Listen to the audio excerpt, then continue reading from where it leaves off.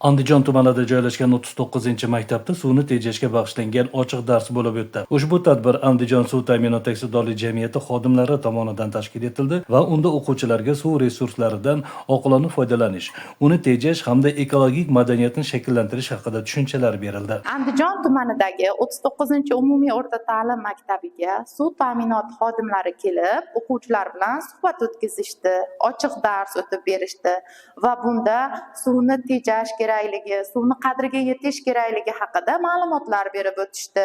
Bolajonlar o'zlari qiziqqan savollarga javoblar olishdi va suv ta'minoti tomonidan esdalik sovg'alar bilan taqdirlanishdi. Bu xodimlarni yana kelishini biz kutib qolamiz. Ushbu maktabda 610 nafar o'quvchi zamon talablariga mos ravishda saboq olmoqda.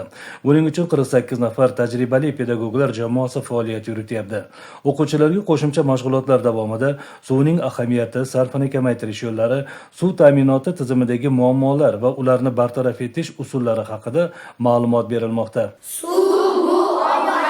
Ochiq dars interaktiv tarzda o'tkazilib, o'quvchilarga suvni tejash bo'yicha amaliy tavsiyalar berildi. Tadbir so'ngida esa eng faol qatnashchilar taqdirlandi.